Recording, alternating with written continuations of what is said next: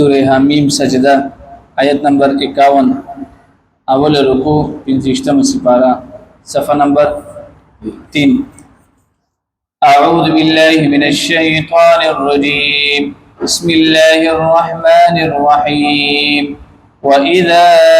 أَنْعَمْنَا عَلَى الْإِنسَانِ أَعْرَضَ وَنَأَى بِجَانِبِهِ وَإِذَا مَسَّهُ الشَّرُّ فَذُو دُعَاءٍ عَرِيضٍ صدق اللہ العظیم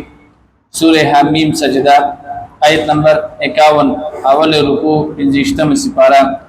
پرون کتا سلیات شی اللہ رب العزت دا بندہ یو بد عادت ذکر کړو او هغه دا الله د انسان عادت دا ذکر کوي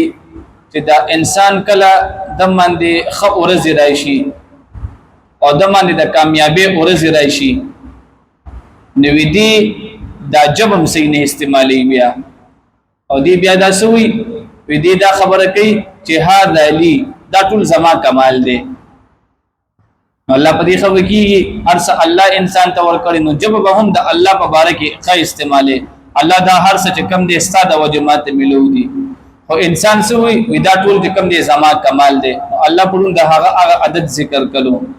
دلته الله تعالی د انسان دویم عادت ذکر کړي چې کله د انسان باندې خور زیرای شي نو یو دې سو کې په جبه سره وي ودا ټول زما کمال دي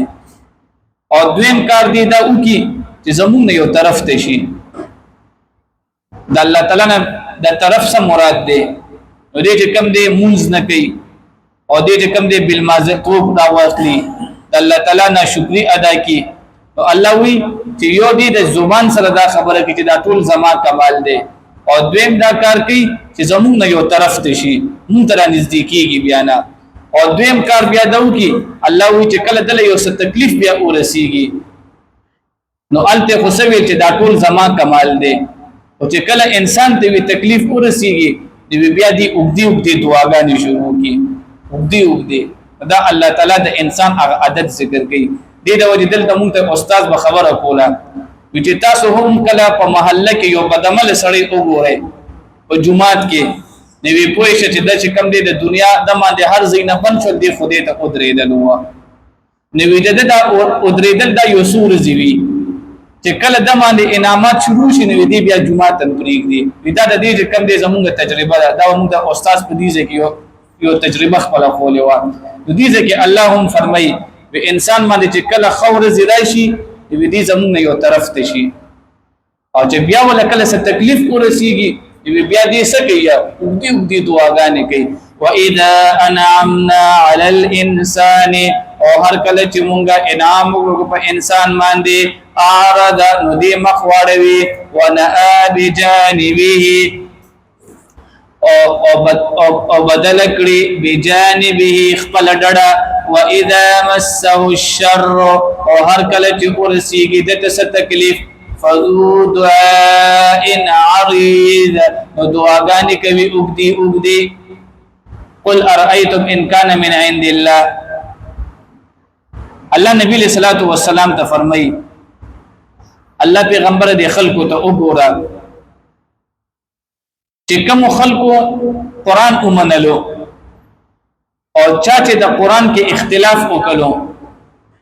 نو په دې دوانو کې چې کوم دې ته خپل فیصله وکړه په گمراهی کې سوق دي چا چې قران ومنلو او چا چې قران ونه منلو دا دوه ډلې دي وی د الله پیغمبر ته وګوره ته دې په مینس کې فیصله وکړه چې زیات په گمراهی کې سوق دي په گمراهی کې هغه یو خلک دي چې هغه چې کوم د قران نسبیه به خبره دې کې الله تعالی دا یو خبره کوي قل تو نبی علیہ الصلوۃ والسلام ارایتم آیکتلی دی تاسو ان کان من عند الله کچری وی هغه د الله طرفنا ثم کفرتم بی بیا انکار وکړی تاسو د هغه نه من اضل نسوق زیاد گمراه دي ممن هو لهغه چانه چې وی فی شقاق بعید په مخالفت کې دلری سنوريهم آیاتنا فی الآفاق وفي انفسهم پدې کې الله رب العزت فرمایي کوم خلکو چې قران اون منلو نو ضرب مونږ دي ته اوخیو سبب تو خیو فی الافاق په دنیا په طرف کې نو د دنیا چې دا کم اطراف دي په دې کې کله الله تعالی زلزلې راولي کله پکې الله تعالی مرزونه راولي کله پکې الله تعالی بربادیان راولي نو دا چې کم دی الله تعالی انجام کوي هغه خلکو ته چې هغه چې کم دی قران نه منلې نو الله وی چې نمبر 1 دا چې ضرب مونږ تاسو تخپل نخي او خو دا به هلاک او فی انفسهم او الله فرمایي چې د دې په ځانونو کې به هم مونږ تاسو تخپل ځان خایو څه مطلب لکه انسان دی په دې کې چې کم دی الله تعالی مرض پیدا کی خدا د چا کمال دی د الله تعالی کمال دی په انسان کې چې کم دی بیماری پیدا کی او بیا د الله تعالی قدرت او کمال دی چې انسان نه چې کم دی د بیماری په شفا کې بدلی نو الله وی چې مونږ به تاسو تخپل نخي په دنیا کې هم خایو او د انسان په خپل ځان کې هم دا دوا خبرې په دې کې ذکر کیږي سنوريهم آیاتنا او دې ضرب مونږ او خایو دوی ته آیاتنا خپل نخي فی الافاق په دنیا کې وفي انفسهم او د دې په نفسونو کې هم حتى يتبين ترديت واضح شي لهم دویتا انه الحق چې دا خبره حق ده اولم يكفي بربك ایا کافی نه دی نبی علیہ الصلوۃ والسلام ستارب انه على كل شيء شهید چې بشک الله رب العزت په هر شی باندې گواه دی الا انه وعد یقینا دی فی مریه فشکدی من لقاء ربهم درب د خپل د ملاقاتنا الا انه یاد ساتات بشک دی بكل شيء فهر شيء باندې محيط احاطه كون کړي واخر دعوانا الحمد لله